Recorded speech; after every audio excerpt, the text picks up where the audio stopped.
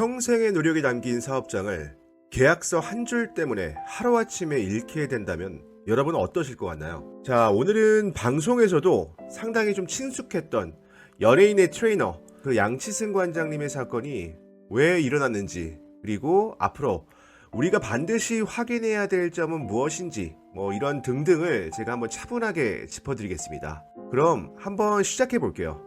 일단은 사건의 전말을 좀 아셔야 될 것 같아요. 이 양치승 관장님 같은 경우는 강남구 논현동에 휘트니스 센터를 열었습니다. 이제 이게 회원들도 늘고 사업도 상당히 좀 잘 되는 듯 보였는데, 몇 년 전에 강남구청에서 이제 사용기간이 끝났으니 빨리 나가라, 원상복구를 하고 퇴거를 해라 라는 그 퇴거 소송을 제기를 했고, 결국 법원은 구청의 손을 들어주었습니다. 결국 양 관장은 거액의 손실을 안고 이 체육관을 폐업할 수밖에 없었는데요. 여러분, 이 사건의 핵심은 바로 재산권과 사용권의 차이였습니다. 이걸 한번 구체적으로 한번 살펴볼게요. 재산권과 사용권의 차이가 무엇일까요? 한마디로 이 임대차 계약을 맺는다는 거, 이 건물주는 자신의 재산권이죠.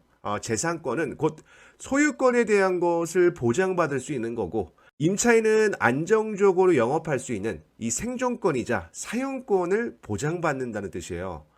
이게 일반 상가 건물에서 우리가 알고 있는 기본적인 구조거든요. 한마디로 건물주는 본인의 건물 가치를 그대로 보장받을 수 있고, 임차인의 입장에서는 장기적인 사업 계획을 세울 수 있는 게 이게 일반적인 메커니즘인데, 근데 이번 사건이 좀 달랐어요. 이게 어떤 부분에서 좀 다르냐?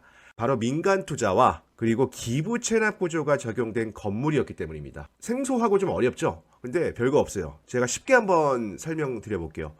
이 기부 체납이라는 게 무엇인가? 이걸 한번 먼저 아실 필요가 있는데, 쉽게 말해서 일반 민간이 건물을 지어서 일정 기간 동안에 이제 운영을 하다가 나중에 이제 시간이 흐르면은 이걸 다시 지자체의 무상으로 그 소유권을 넘겨주는 제도입니다.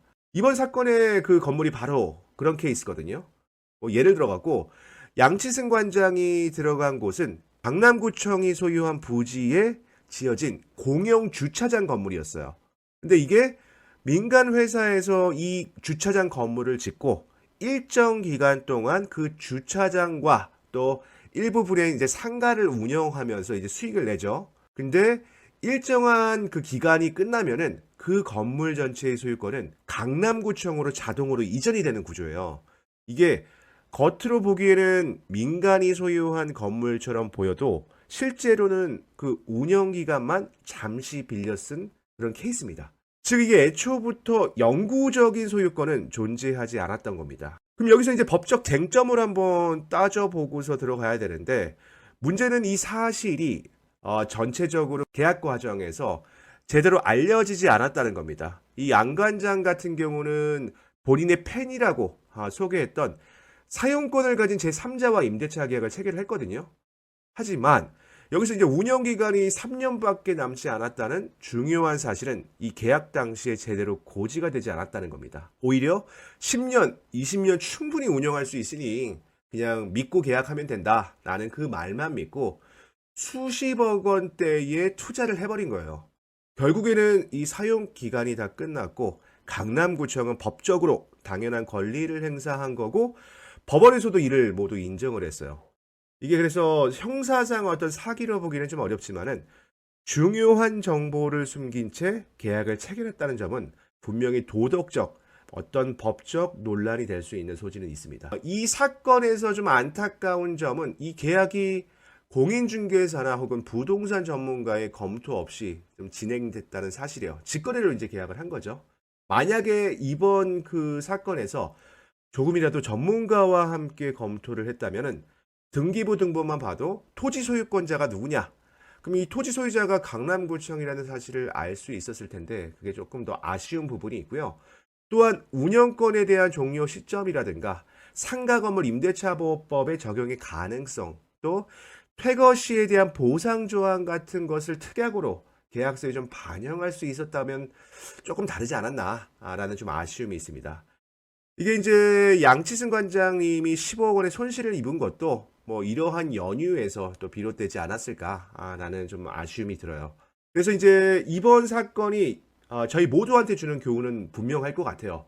그걸 한번 축약해서 제가 설명을 드린다라고 하면은 첫 번째는 등기부 등본을 반드시 확인을 해야 된다라는 거. 또 이 등기부 등본을 볼 때는 토지의 소유권자가 누군지, 또 건축물의 소유권자가 누군지, 개인인지 지자체인지를 먼저 살펴봐야 됐다라는 겁니다. 그리고 두 번째는 이 운영권에 대한 시간표를 반드시 확인했어야 되는 거. 언제까지 내가 사용할 수 있는 건물이었는지를 모르면은 이 투자금이 하루아침에 사라질 수 있다는 겁니다.